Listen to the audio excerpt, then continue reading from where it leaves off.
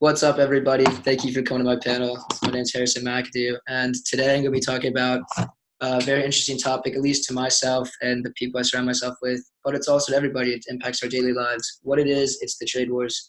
So U.S. and China are two of the biggest global trade powerhouses, economies, everything. They're big world leaders.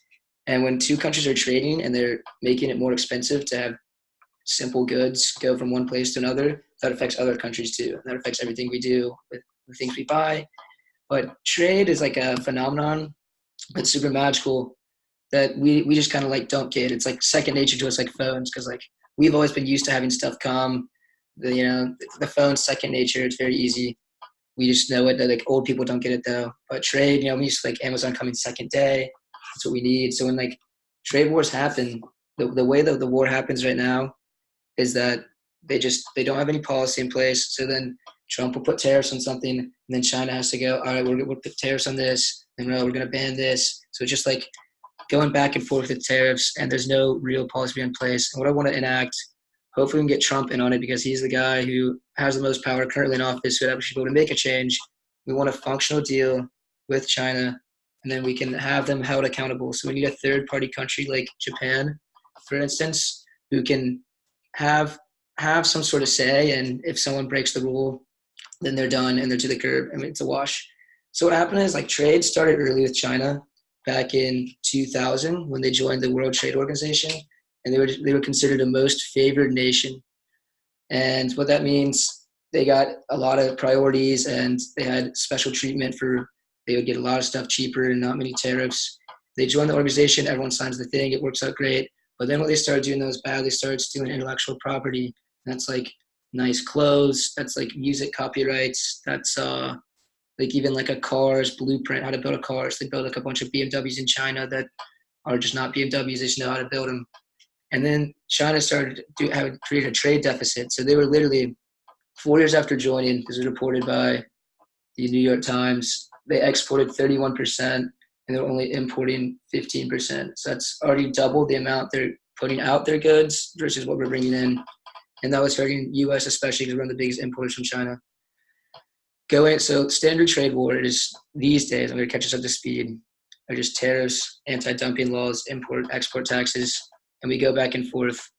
The most recent progress we've had, though, is that CNBC called it a goodwill gesture where China agreed that they would delay 16 types of tariffs on American goods in the event that Trump doesn't do a $250 billion tariff increase from 25 to 30% on China. And so, I mean, that's what I was saying earlier, where they're just kind of going back and forth. But we really need them to sit down and come to the table and not keep playing these policy games. So what that means is when you're just throwing numbers out there, it's affecting everybody, and there's always a loser at the end of the day. So Trump and Xi Jinping is the president of China. They met back in 2017 when Trump went on a little Asian tour, but they never got any solid relationship started.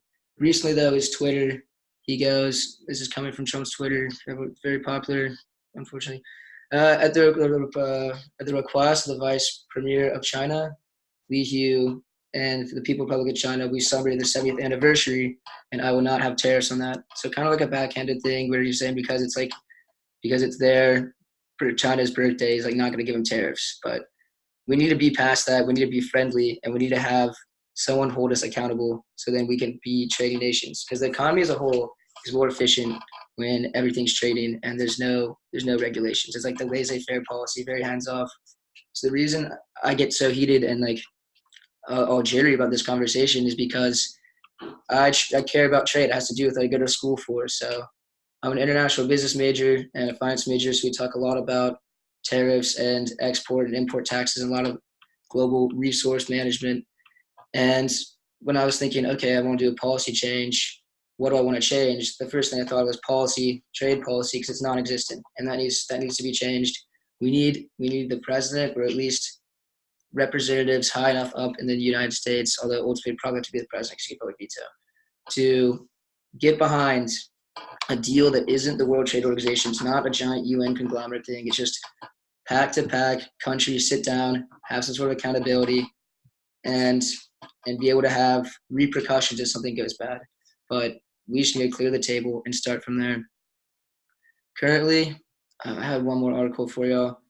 China, the worst thing that when we're trading with China is that I told you about the intellectual property they're stealing, and so they have a forced thing where if you do business as an American in China, you have to give them their technology. Like you have to share it with them exclusively, which they can go use and steal and create their own goods.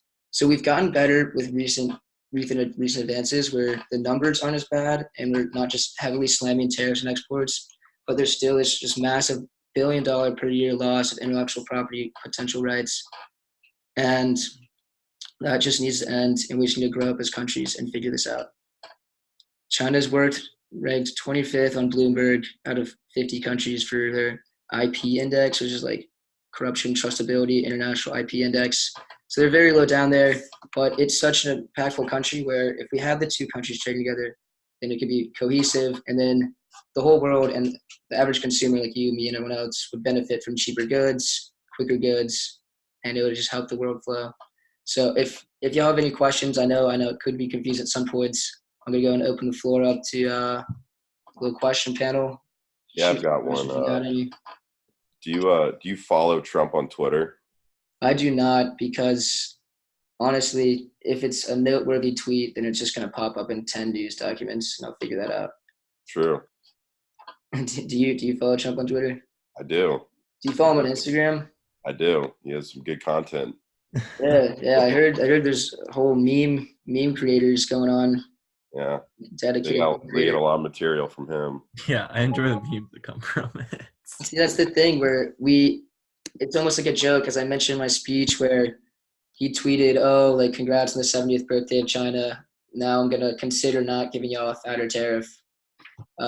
Like good for talking, I guess, and like I'd say it's backhanded though, where it's not getting that trusty relationship we could have established with China and still need to, where we're actually dealing country to country, not just getting all nitty gritty with the politics. Because as a whole, trade makes it efficient. Sorry, go ahead. Respect is a big part of that. But one thing I did, what you said, like about not following him but still seeing it pop up, like I've noticed that you can just look at like what's trending even on Twitter, and like every tweet in that thread would also pop up. Oh yeah, easily always trending. What's crazy is, and like another reason why I decided to do the trade wars for my final policy advocation speech, is that when you have to do stock market simulation games a lot of my classes, and it's so crazy to watch how the market will go down a couple points just based off like a tweet for like a day. If you like tweet something bad about upcoming tariffs, like it literally impacts markets. And so same with trade wars too. When he's tweeting about this stuff, it's impacting real things out there, and that's what I thought was kind of cool. But yeah, it's really interesting. I didn't know that. So like, what do you think the very next step towards working towards this would be?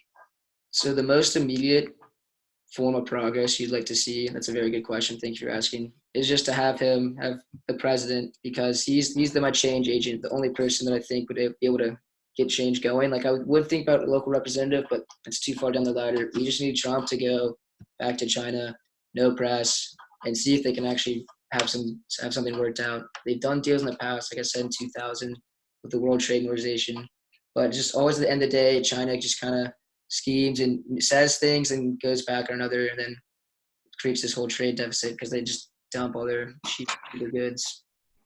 But like you said, the next step would definitely be have him go, just have a meeting and start from there. Okay.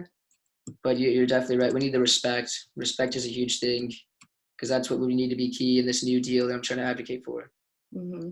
If we just create another classic government bureaucratic deal, then it's probably just going to get backfired on it like last time. We need respect for the people, because it's going to make the whole economy function better. That's just the facts when trade is cohesive.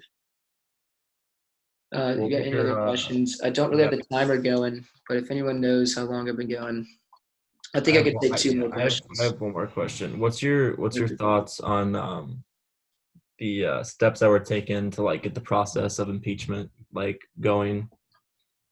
The process of impeachment. Okay, so I haven't been following that too much lately. It's a little off topic, like the steps. But Are you asking, like, could you rephrase that for me? I was just wondering your thoughts on it. I guess it's fine. It is off topic. I guess that's fine. I only say it's off topic. I'm not as well versed in the impeachment situation, even though there's been recent current events. I don't think there should be a whole drive for impeachment. We'll just have to see what happens in the next election. Yeah, that's fair. I don't think there's an immediate action that reserve that. We'll see though. Fair enough. And it looks like you're set with time also. Yeah. All right. Thank you for the time. Any other questions? If you actually have like a real question, I could try and answer it. No. All right. Well, thank you all for coming today. It's been good, everybody. I think this concludes this class.